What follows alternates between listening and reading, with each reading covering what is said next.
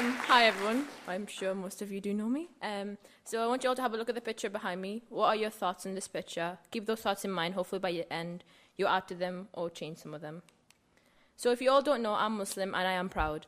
But after the events that took place in Paris, France on November 13th, there's a lot of negativity in the media about Islam. So in Google, if you go into Google and you type Muslim, Islam or Muslim woman, these are some negative pictures that come up. People think that Muslim women or Muslim girls have no rights or have no freedom, but we do. Look at me, for example. I'm Muslim, I'm a girl, but I don't wear a headscarf. I have the right and freedom to wear one. My mum wants me to wear it, but she's given me the right and freedom of wearing one when I feel comfortable enough. So what is Islam and what do we actually believe in? Islam is a beautiful religion, just like many others. It's a religion of peace and mercy. As a Muslim, I use the word Assalamu alaikum every day of my life. It's a wish for the other person to be blessed with peace. This is what it means to be Muslim. In Islam, we live by the 5 pillars. The first one, worshipping one God. The second one, the commitment of prayer. The third one, fasting in Ramadan. The fourth one, charity and giving back. And the fifth one, the pilgrim of Mecca, which you must do at least once in your lifetime. In this picture, the small dots are actually people. They are all Muslim. They are there worshipping God. This is what Islam is actually about, coming together as one. In Islam, even a smile is charity. But what is happening today? These are some negative headlines that come up online, and this is the latest one that came up this week. I want you all to know that these headlines are actually false. None of them are actually true, and this upsets me because the people behind this are usually ISIS. If you don't know who ISIS is, they are a terrorist organization. They cause nothing but harm and terror to the world, just like what happened in France. 129 lives were lost. But ISIS has one goal. They want countries like ours to reject Muslims. They'll be ecstatic and happy to hear that since the events that took place in Paris, France, Muslims have reportedly been threatened and attacked in the UK, America, Australia, and all around the world. This evil organization have in their minds, if they can get Muslims the enemy of the West, then Muslims in France, America, the UK, and Australia will have no one to turn but to ISIS. So if you are someone with a Facebook account, Twitter account, Instagram account, or any form of social media, which I'm sure everyone here has, and you are throwing out masses of hate, you are helping ISIS, you are supporting ISIS. This is what they want. So think about it. Do you want to be the person helping a terrorist organization?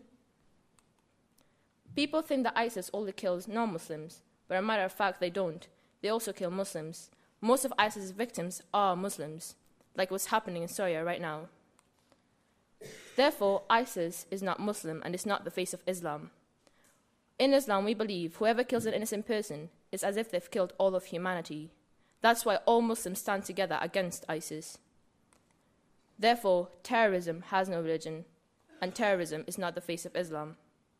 I had people come to me in school this week and last week telling me because I'm Muslim, I am a terrorist.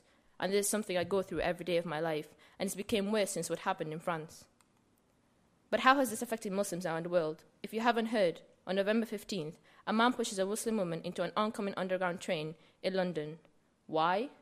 Because she was wearing a headscarf and she was Muslim. Imagine if you're that woman, having to wake up every day and walk out your door knowing you will get attacked and threatened for doing what you believe. People also have this idea that refugees and immigrants are stealing the jobs, but they are not. Take my dad as an example. He's a doctor, and he's Muslim, and he's successful. He saves lives every day. He could have saved one of your relatives. People always think that refugees from Syria, I've seen this on Facebook, close the borders, they are ISIS, they're coming to destroy our country. For a matter of fact, ISIS took over their country. ISIS killed their loved ones. ISIS destroyed their homes. So how would you feel if that was you? Sitting at home, bombs going off, people dying. There's children who are coming into the UK with no families. So how would you feel if that was you in my situation? I have a 7-year-old sister. She came home from school last Monday, crying. When I asked why, she said to me, people are blaming me in school for the Paris attacks. She said, I don't want to go back. I have a brother in year 7. He got bullied last week. People are telling him, your religion is killing people. This is something I have to go through every day. People link us to terrorism, but we are not terrorists. They have hijacked our religion and used it against us. I was in Tesco's just last week. I walked in. The guy was like, these are the people we want out of our country. These are people you don't want around. So imagine if that was you coming into my country and I'm treating you this way. How would you feel? So what can we do about it? We can learn about each other's religions and cultures. We can stop making assumptions. We can be fair to one another. And remember, when you tell someone you are a terrorist because of your religion, it's a hate crime, and you have to report it once you view it. My name is Isra Muhammad. I am Muslim, and I am not a terrorist. Thank you.